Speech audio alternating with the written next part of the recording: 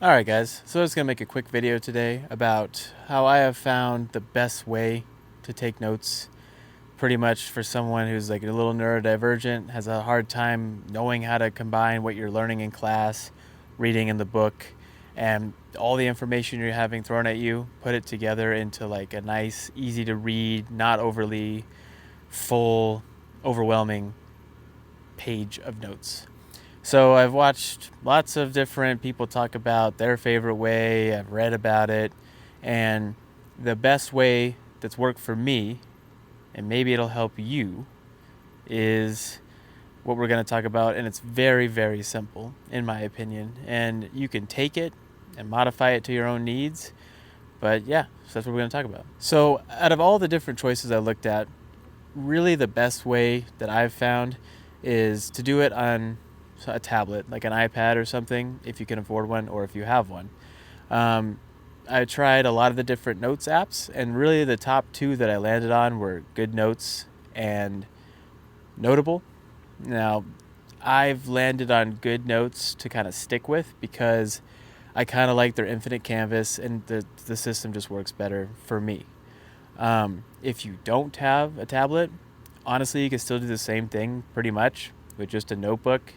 And if you have like a medium sized whiteboard laying around, you don't need the whiteboard, but it can be helpful. So essentially, what you're going to do is number one, you need to try and make sure you're not transcribing everything you're reading and everything you're hearing in lecture.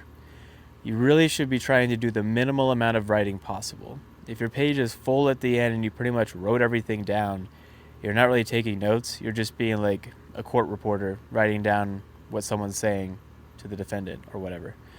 So try to listen to what's being said or read what's being said in the book. If you're doing the textbook, the best thing to do is to go to the back of the chapter you're in, look at the practice questions first, and then try to go find the answers to those as quickly as possible, kind of like a speed read game.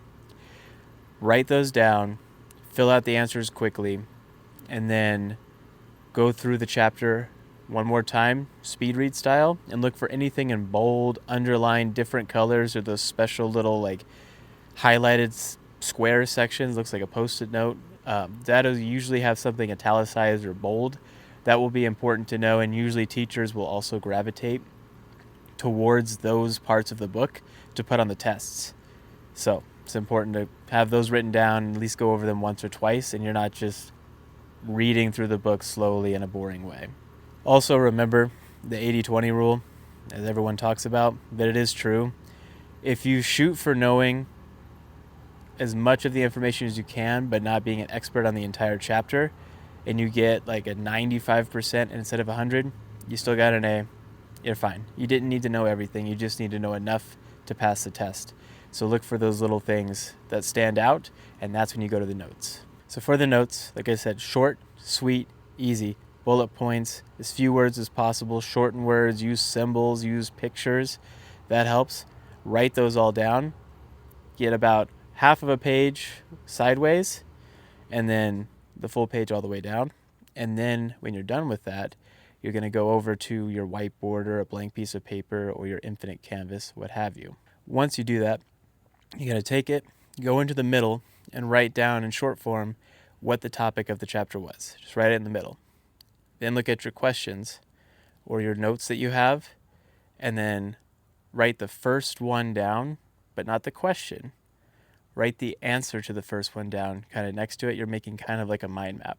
And then go back to the question specifically, and then just work through them in your mind. And whenever you have a question pop up in your mind, like something's confusing, you don't really remember it, write down what the question was next to that next point and just keep mapping it together.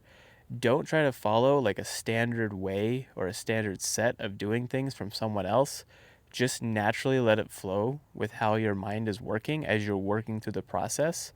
And you'll make your own little like neural connections on the page while you're writing. It'll be unique to your own way of thinking. So that way, when you go back and look at it, it'll make sense to you.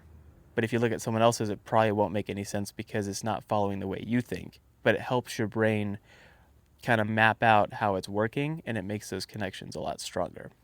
And once you do that and you get to the end of that chapter, put it away, take a nice big break, go back, and just look at the questions.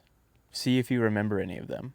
And if you have a hard time with some of them, look back at your notes, at the questions themselves, and like slowly start to look at the answer instead of just revealing the whole thing, and see if it jogs your memory at all, because that's helping with your active recall with some hints, which will help strengthen those connections from things you didn't know. And anything you are having a really hard time with, start a new note and write the questions down and just re-go through it and find it again. So you're doing the active recall, trying to remember what you have, and then you kind of have it mapped out. So that's what worked for me. This was just kind of like an off-the-cuff video, just real fast, just throwing it out there for anyone that might be a little confused. Maybe it'll be helpful. And if you have any other ideas, let me know. And good luck.